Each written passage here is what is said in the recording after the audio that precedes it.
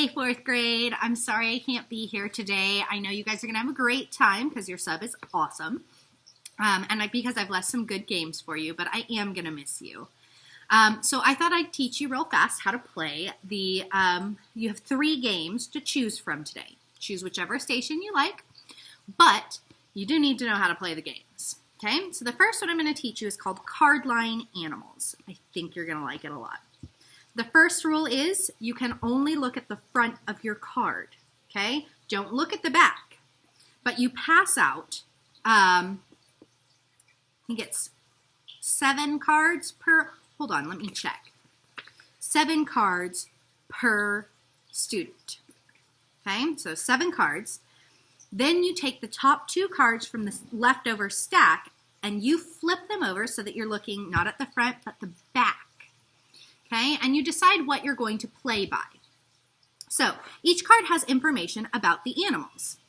It has their length, their weight, and their lifespan. Now, when we've talked about lifespan before, I just want to check and make sure everybody totally understands. Lifespan is not when it turns this old, it dies. It's on average, this is how old they live to be. Some will die sooner, some will die later, but this is the average number. Make sense? Okay, same with weight and length, right? You're going to have different weights and different lengths, just like we have different weights and heights in people. Okay, so you're going to flip your 2 over and decide what you're playing by. My suggestion is start with lifespan. That's going to be the most surprising thing to you, but your team gets to choose. Okay, so you look at the lifespan on these 2 and you put them in order. Okay, so I'm going to want to have the fox first because it doesn't live as long, and then the bat, okay? So then I'm going to look at my hand of cards and say, I'll go with the bee. So without looking at the back, I'm going to guess, does the bee live a shorter amount of time than a fox, in between a fox and a bat, or longer than a bat? Then I put it where I believe it belongs in the line. Once I've got it in the line, I flip it over and see if I'm right. If I'm wrong, I discard it. It goes on the bottom of that stack.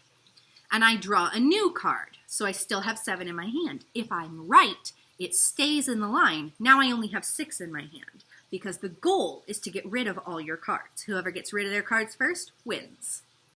So eventually you're going to have a really long line of cards on your desk, and it's going to be really hard to fit it exactly where it goes. It's going to be great. So I hope you guys enjoy that one.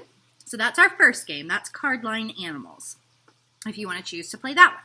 Then I have 2 different versions of the same timeline game. I have Timeline Discoveries and Timeline Inventions. So I'm going to show you with the invention cards, but the rules work the same for both games.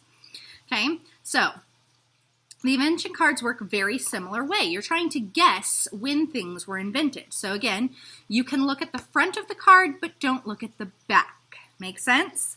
Okay. So you're still going to have 7 cards per person. You're going to lay out your 2 with their dates on them. Some of them are in the negatives. So you're going to have to really think about how your number lines work. So you'll lay out your 2 and then you'll pick your 1, try and guess where it fits in the timeline. So was a corkscrew invented before or after catapult and before or after compass?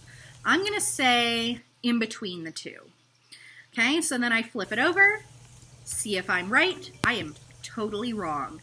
So that goes on the bottom of the draw pile, and I have to draw a new one into my hand. Again, you're playing until somebody runs out of cards. Your timeline will get longer and longer as you go. All right, friends. So I really hope you enjoy these 3 games, and you have a great time.